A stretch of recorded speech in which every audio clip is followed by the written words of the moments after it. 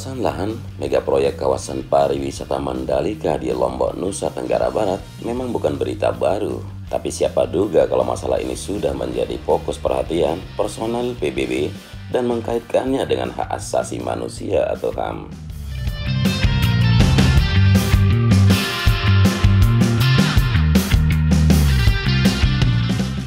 Sengketa lahan antara ITDC selaku operator kawasan khusus Mandalika dengan penduduk lokal tampaknya belum tuntas seluruhnya, meski berbagai mediasi telah dilakukan. Buktinya kini muncul berita kalau masalah itu sudah sampai ke level United Nations atau PBB, meski baru sebatas pada personilnya.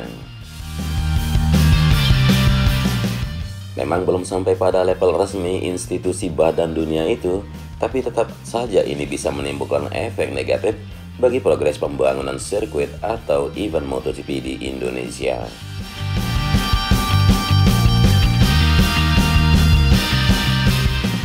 Sebuah media lokal Bali berbahasa Inggris, Coconut.co, melaporkan kalau Oliver The Shooter mengecam sengketa lahan di Mandalika itu sebagai pelanggaran HAM atau hak asasi manusia.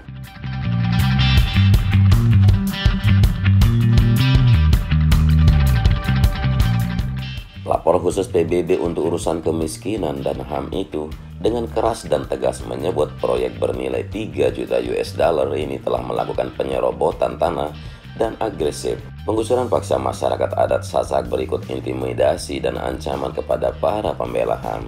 Para petani dan nelayan terusir dari tanah mereka, mengalami kerusakan rumah, tanah, sumber air, situs budaya, dan religi karena pemerintah dan ITDC menyiapkan Mandalika menjadi Bali baru, tanda shooter seperti diberitakan Coconut.co.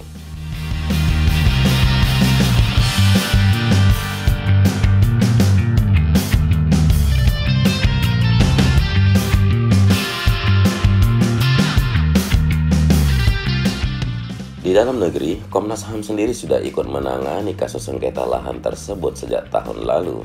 Tak disebutkan apakah ada kaitan langsung lembaga ini dengan apa yang disampaikan shooter.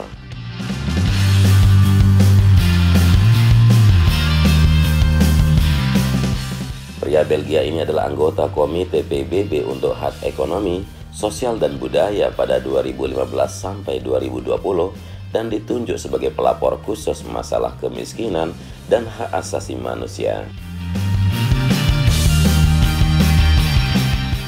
Sirkuit Mandalika sendiri masih dalam tahap pembangunan untuk mengejar target penyelenggaraan MotoGP 2021 meski slot race musim 2021 sudah penuh dan GP Indonesia hanya jadi cadangan.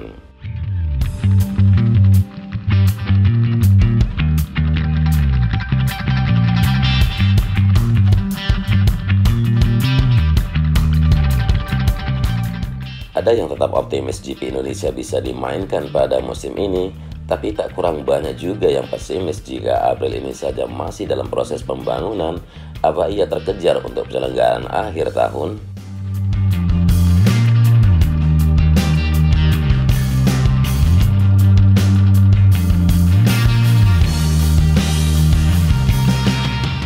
Belum lagi soal homologasi FIM yang jelas butuh proses dan waktu tersendiri, belum juga pembangunan infrastruktur pendukung seperti kapasitas bandara, hotel, dan sebagainya yang jadi syarat mutlak untuk penyelenggaraan.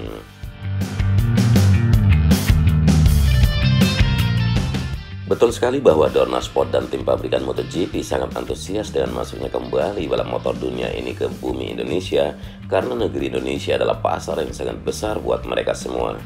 Betul juga fans lokal antusias menyambut bos Dorna Sport Carmelo Ezpeleta pun mengakui semua fakta itu bahwa Indonesia adalah negeri impian para pelaku pembalap MotoGP. Tetapi di sisi lain ia juga mencermati semua event yang mereka miliki dari semua sisi, baik sosial, budaya, politik, untuk menjaga citra usahanya yang sudah dibangun puluhan tahun.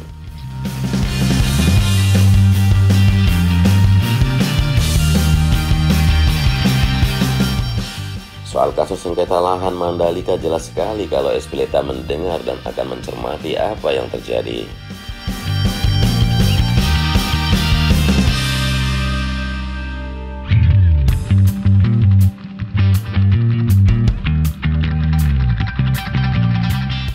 Soal kasus sengketa lahan Mandalika, jelas sekali kalau Espleta mendengar dan akan mencermati apa yang terjadi. Ia bahkan pernah mengatakan akan terus mengikuti dan mencermati perkembangan kasus ini sembari berharap semua terselesaikan pada waktunya.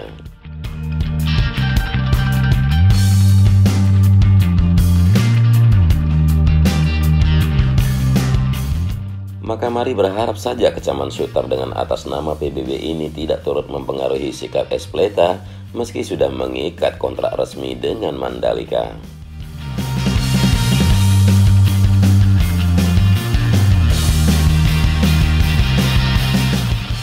Agar kembalinya balap kelas Premier ini ke Indonesia benar-benar mulus, terserah bisa di musim kompetisi 2021 atau mulai dari 2022, pokoknya harus mulus.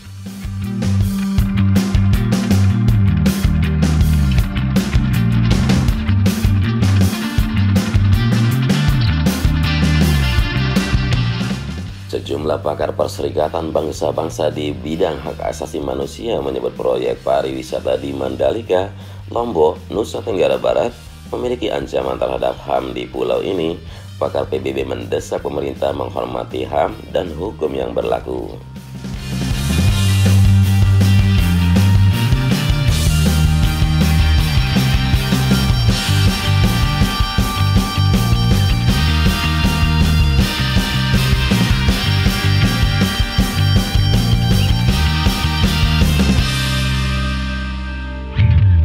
Proyek Mandalika menguji komitmen Indonesia terhadap SDG dan kewajiban HAM yang mendasarinya.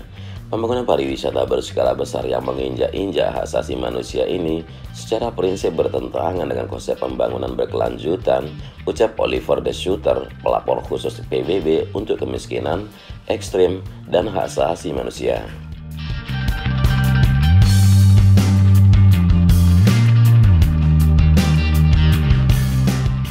Pernyataan Oliver termuat dalam keterangan tertulis oleh United Nations Office of the High Commissioner of the Human Rights atau OHCHR tertanggal Selasa 31 Maret 2021.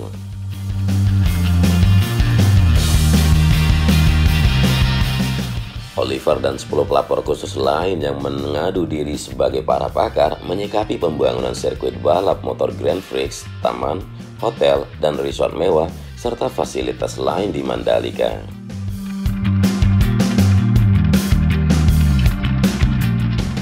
Para pakar PBB menilai proyek senilai 3 miliar dolar Amerika Serikat ini telah memicu perampasan tanah yang agresif, penggusuran paksa terhadap masyarakat adat Sasak, serta intimidasi dan ancaman terhadap pembela hak asasi manusia.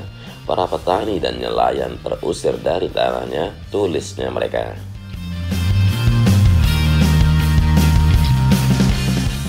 Mereka juga mengklaim dari sumber terpercaya, masyarakat setempat menjadi sasaran intimidasi dan diusir paksa dari tanahnya.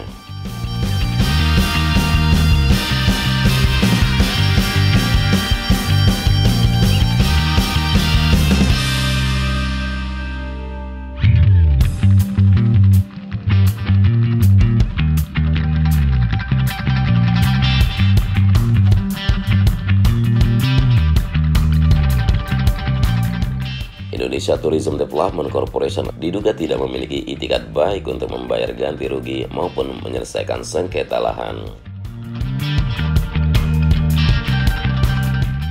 Selain mengkritik pemerintah Indonesia, para pakar PBB menyoroti lembaga dan perusahaan ternama yang mengabaikan ancaman pelanggaran HAM di Mandalika. Para pakar menilai Asian Infrastructure Investment Bank atau AIIB dan grup asal Prancis yaitu Vinci Construction Grand Project seharusnya melakukan uji tuntas lebih cermat untuk memitigasi dampak buruk ini.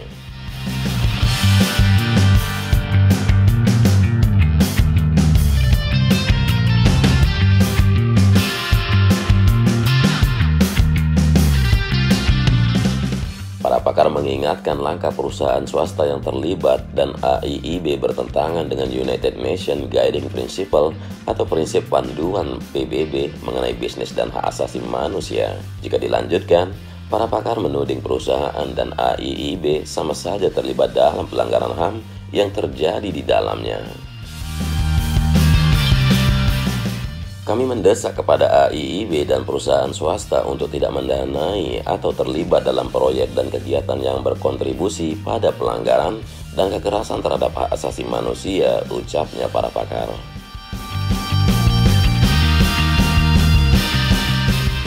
Pelapor khusus PBB merupakan badan ahli independen terbesar dalam sistem HAM PBB. Mereka biasa menjalankan mekanisme pemantauan dan pencarian fakta untuk menyoroti situasi negara tertentu atau isu yang berkembang di berbagai belahan dunia. Sirkuit Mandalika akan menjadi bagian dari distrik olahraga dan hiburan di kawasan ekonomi khusus KEK pariwisata bernama The Mandalika di Nusa Tenggara Barat.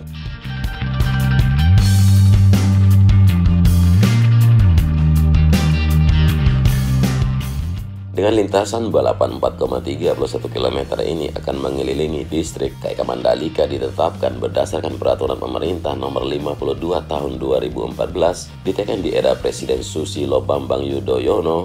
Proyek ini dilanjutkan Presiden Joko Widodo. Jokowi juga lah yang meresmikan KEK Mandalika pada Oktober 2017 lalu.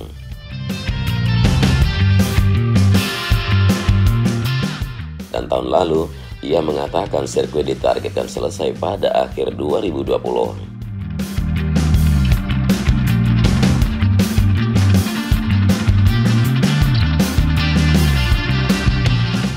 Dalam proses pembangunan KEK Mandalika oleh PT Pengembangan Pariwisata Indonesia Persero atau PT Indonesia Tourism Development Corporation atau ITDC yang ditargetkan beroperasi pada tahun 2021 masih dalam sengketa lahan.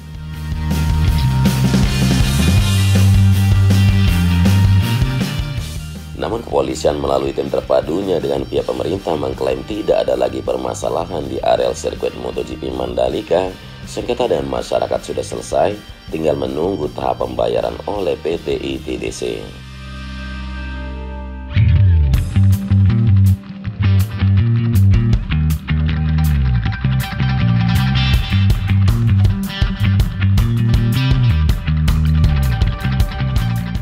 Jadi dengan berita dan sorotan dari pelapor PBB yang ini, bagaimana menurut teman-teman semua tentang sirkuit MotoGP Mandalika? Silahkan diisi di kolom komentar.